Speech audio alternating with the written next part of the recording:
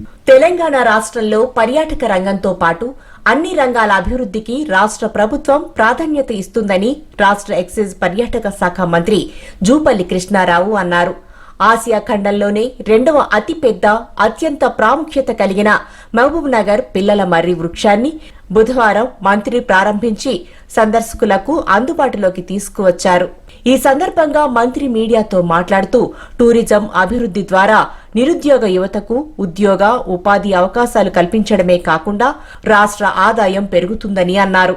ఎలాంటి సౌకర్యాలు లేని మధ్య ఆసియా దేశాలలో సైతం పర్యాటక రంగం ద్వారా జాతీయ ఆదాయాన్ని పొందుతున్నారని, జీవన ప్రమాణాలు సైతం బాగున్నాయని, అలాంటిది ప్రత్యేకించి భారతదేశం లాంటి చారిత్రక, సాంస్కృతిక వారసత్వ కట్టడాలు, ప్రదేశాలు, పర్యాటక ప్రాంతాలు ఉన్న దేశంలో తెలంగాణ రాష్ట్రం ప్రత్యేకించి మహబూబ్ నగర్ జిల్లాలోనే అనేక పర్యాటక ప్రాంతాలు ఉన్నాయని, వీటన్నిటిపై ప్రజలకు విస్తృత ప్రచారం కల్పించాల్సిన అవసరం ఉందని అన్నారు.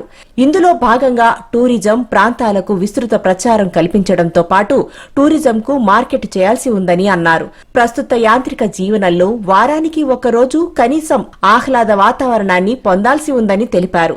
ముఖ్యంగా యువత పెడదారి పట్టకుండా టూరిజం ద్వారా వారికి ఉపాధి, ఇతర సౌకర్యాలు కల్పించేందుకు మంచి అవకాశం కల్పిస్తుందని తెలిపారు.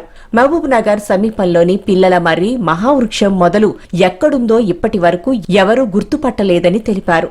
రాష్ట్రంలోని అన్ని పర్యాటక ప్రాంతాల్లో సౌకర్యాలను కల్పిస్తామని, ముఖ్యంగా పిల్లల మర్రి వద్ద రెస్టారెంట్, ల్యాండ్స్కేప్, టాయిలెట్స్, పర్యాటకులకు అవసరమైన అన్ని వసతులు కల్పించాలని ఆయన అధికారులను ఆదేశించారు. రాష్ట్రంలో టూరిజం అభివృద్దిలో భాగంగా మొదటి విడతన మహబూబ్ నగర్ నుండి వసతుల కల్పనకు శ్రీకారం చుట్టనున్నామని, ఇందులో భాగంగా తక్షణమే 5 కోట్ల రూపాయలను మంజూరు చేస్తున్నట్లు మంత్రి ప్రకటించారు. గౌరవ ముఖ్యమంత్రి రేవంత్ రెడ్డి గారి నాయకత్వాన అన్ని రంగాల్లో రాష్ట్రం అభివృద్ధి చెందాలనే దానిలో భాగంగా టూరిజం కూడా అత్యంత ప్రాధాన్యత ఇచ్చే కార్యక్రమం చేయడం జరిగింది. ఈ టూరిజం ప్రమోషన్ ఎందుకు టూరిజం పైన స్పెషల్ ఫోకస్ ప్రమోషన్ చేయాల్సి వస్తుందంటే, రాష్ట్రంలో ఉన్నటువంటి నిరుద్యోగ యువతకు ఉద్యోగ ఉపాధి అవకాశాలు పెంచడం కోసం, రాష్ట్ర ఆదాయాన్ని పెంచి రాష్ట్ర ప్రజల సంక్షేమం కోసం, అభివృద్ధి కోసం ఈ టూరిజం సెక్టార్ను మనం ఎంత ఎక్కువ చేస్తే అంత రాష్ట్రానికి మేలు జరుగుతుంది. పాశ్చాత్య దేశాల్లో వారానికి 2 రోజులు టూరిజం పేరు గడుపుతారు, ఎక్కడెక్కడ వెళ్ళొస్తూ ఉంటారు అన్ని వర్గాల వాళ్ళు. మన రాష్ట్రంలో కానీ మన దేశంలో కానీ ఇన్ని అద్భుతాలు ఉన్నప్పుడు కనీసం ప్రతి వ్యక్తి అన్ని రంగాల వాళ్ళు కనీసం వారానికి కాకపోయినా నెలకు 1 రోజైనా టూరిజం గడపాలి.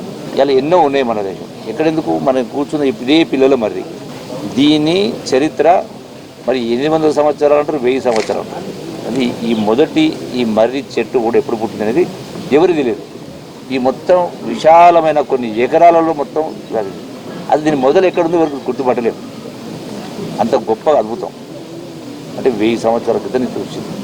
ఇది మనం కొత్తగా తయారు చేయాలంటే దుబాయ్లో చేయలేము, సింగపూర్ ఎక్కడ చేయలేము, ఎవరి తరం కాదు. అట్లనే ఇక్కడ ప్రజలకు వచ్చేటువంటి టూరిస్టులకు అవసరమైన వసతులు ఏర్పాటు చేస్తాం.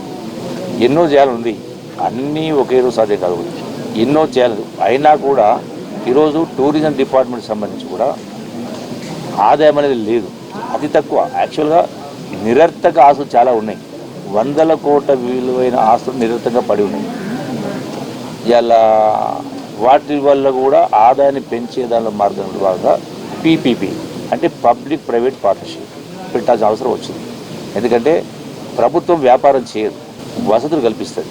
ప్రభుత్వమే పెట్టి చేయాలంటే సాధ్యం కాదు, ఎన్నో ఉన్నాయి. ఇలా సంక్షేమ కార్యక్రమం చేయాలి, అభివృద్ధి కార్యక్రమం చేయాలి. ఇంకా కొంత ముందుకు ఫాస్ట్గా స్పీడ్ తీసుకోవాలనుకున్నా కూడా మరి 8 లక్షల కోట్లు అప్పు అయింది, నెలకు 5,000 కోట్లు వడ్డీ కట్టాల్సి వస్తుంది, 40,000 కోట్ల బకాయిలు పెట్టిపోయారు. అంటే వీటిని అధిగమిస్తూ ఒకవైపున రైతు రుణమాఫీ, చాలా కార్యక్రమాలు ఉన్నాయి. అంటే గతంలో అస్తవ్యస్త పరిపాలన కారణంగా ఆర్థిక వ్యవస్థ కూడా చిన్న భిన్నమైంది. అయినా కూడా చెప్పినటువంటి ఒక్కొక్కటి చేసుకుంటూ పోతున్నాం. ఇలా టూరిజం సంబంధించి స్వంత ఆదాయం పెంచుకునే కార్యక్రమం చేసే కార్యక్రమం చేస్తాం.